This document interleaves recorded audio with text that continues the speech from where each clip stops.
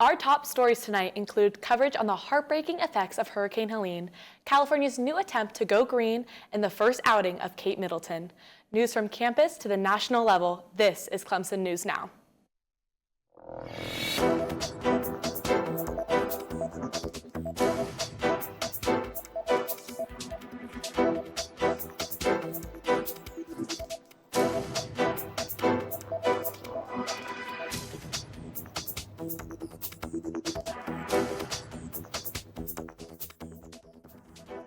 Thank you for joining us. I'm Reagan Carey. And I'm Mara Kane.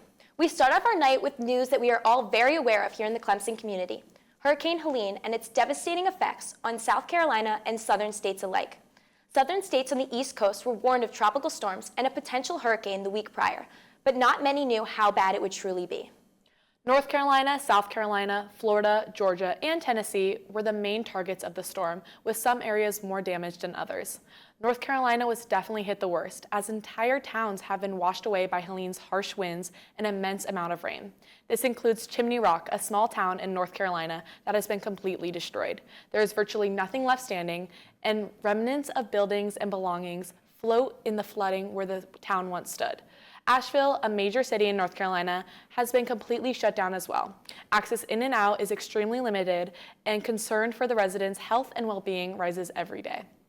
Here at home, the Clemson community also took a hit. On Thursday, Clemson students were warned of a hurricane and encouraged to stay indoors and take shelter. Throughout Thursday and Friday, the hurricane destroyed trees, flooded streets, took down power lines, and rendered much of the Clemson community without power, running water, and cell service. Classes were canceled on Friday the 27th and Monday the 30th due to the part of campus still lacking power and supplies. To this day, many off-campus complexes still are not up and running. The same goes for towns of Anderson, Seneca, Central, and Pendleton, where many Clemson faculty and staff reside as well.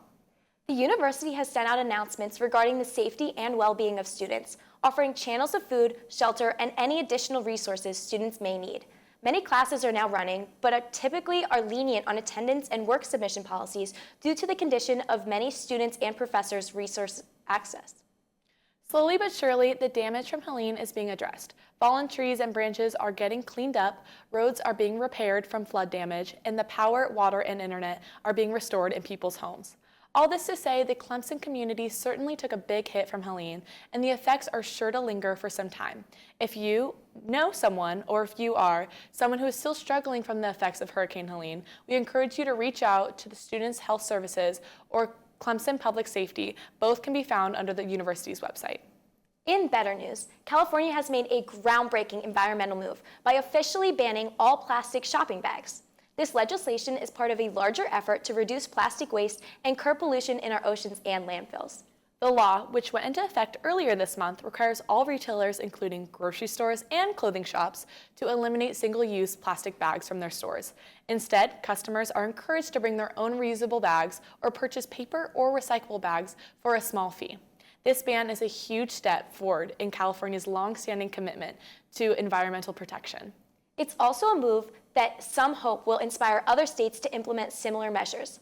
The focus is now on innovative solutions that will not only reduce waste, but also encourage more sustainable lifestyles. This shift towards reusable bags and other eco-friendly practices could play a big role in the way we all shop moving forward. Let's see if other states follow suit. We now go to Toby with the latest news in Clemson sports. What a weekend for the Tigers. Clemson extended their winning streak with a dominant 40-14 victory over the Stanford Cardinal this past weekend. The offensive showdown not only secured the win, but also marked head coach Dabo Swinney's 100th win in Death Valley. Quarterback Cade Klubnik had another strong performance, throwing for 225 yards, adding 7 carries for 48 yards, and accounting for 5 total touchdowns. Wide receiver Bryant Wesco Jr. torched Stanford's secondary with 2 receptions for 140 yards and a touchdown in the first quarter alone. On defense, Clemson recorded 4 sacks, forced 3 turnovers, and held Stanford on 4th down 3 times. One of these turnovers came in the second quarter when Stanford drove down to Clemson's 7-yard line, but sophomore corner Avion Terrell stepped up, intercepting a 3rd down pass in the end zone. Cornerback Jaden Lucas and linebacker Wade Woodez also joined the party, each grabbing their first interception of the season as well. Clemson football is firing on all cylinders, and they look to snag their 4th straight victory as they head to Tallahassee to take on ACC foe Florida State this weekend. Men's soccer has had a wild couple of weeks. Their match against Liberty was cut short due to bad weather, but not before Clemson secured a 1-0 victory, with midfielder Misi Yoshizawa scoring the game's only goal. On September 27th, the Tigers headed to South Bend for a rematch of last year's national championship against Notre Dame. Clemson ranked 12th, suffering a heartbreaking 2-1 loss to an unranked Fighting Irish team. Midfielder Antonio Illuminato, assisted by Titus Sandy Jr., scored the game's opening goal. However, Notre Dame quickly responded with 2 goals just 3 minutes apart from each other to give them the lead. Both teams fought hard, and it was anyone's game until the final whistle. The Tigers now prepare to face off against UNC and Louisville in their next 2 matches, both preseason top 25 teams. The women's cross-country team had a big week as well, finishing 2nd at the Adidas Cross Country Challenge. Sophomore Judy Kosuke dominated the competition, taking 1st place with a time of 16:11. Her incredible performance earned her the title of ACC Cross Country Female Performer of the Week. Kosuke has had a stellar start to her season, placing in the top 3 in her first 2 races. Next, the Tigers will compete in the Live in Lou Classic in Kentucky this Saturday. It's sure to be an exciting race, and we'll be cheering them on from home. It's always a great week to be a Tiger fan. That's all I have. Back to you, Reagan. In rural Kentucky town, the community is asking for answers after a judge was shot and killed in the courthouse last week. Shockingly, the local sheriff of the courthouse is being charged in relation to the murder. According to Kentucky State Police, the preliminary investigation indicates Letcher County Sheriff Sean M. Steins shot District Judge Kevin Mullins multiple times following an argument inside of the courthouse. Mullins, who has held the judgeship for 15 years, was pronounced dead at the scene, and Steins surrendered without incident. It has been revealed that the judge and the sheriff had lunch together the same day of the murder. Circuit Clerk Mike Watts recalls seeing the judge and the sheriff together just before noon on the day of the murder. He describes the encounter as one that might happen among coworkers in any workplace across the country. The reason behind the shooting has yet to be released to the press. The only thing that has been revealed is that there was an argument. We will update as the story develops. Breaking news in London, Princess Kate has made her first public appearance since she announced that she had completed chemotherapy and would be returning to some public duties.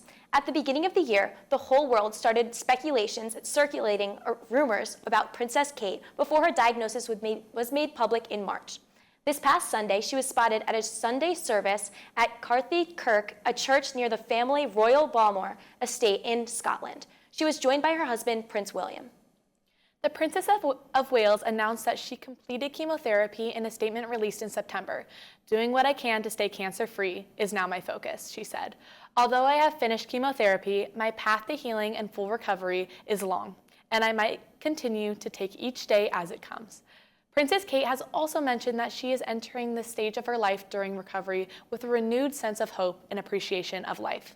"We hope that she continues to stay safe, and our thoughts and intentions are with her." Looking towards our weather department, Drew, how's the forecast looking in Clemson? Is there still a lot of rain coming our way? Well, now that Hurricane Helen has passed, we've got a nice reprieve from the rain. As we begin the week, the clouds will give way to clear skies. Now that October has arrived, we will finally see some cooler temperatures, with highs this week in the mid-70s and lows dipping into the low 50s. Looking to the weekend, the weather will remain fairly the same. That's your weather outlook for this week, Tigers. Back to you. Students at Texas A&M were flocking to a popular hangout spot in College Station to have a chance to meet and pose with Kendall Jenner this past week. Jenner, who is on a promotional tour advertising her brand 818 Tequila, has visited college towns all over the country. Some of these towns include the University of Alabama, the University of Georgia, and the University of Florida. Kendall Jenner has also made stops in popular areas of Colorado and Arizona. In College Station, Kendall Jenner surprised students with complimentary merchandise, such as her 818 Tequila hats, personalized with her own signature. With all of this excitement surrounding her tour, the question is, where will Kendall stop next? Does she have plans to visit Clemson? Only time may tell. That's about all we have for this episode. As always, tune in next week for all news, nationally to locally. I'm Reagan Carey. And I'm Mara Kane. Clemson News Now.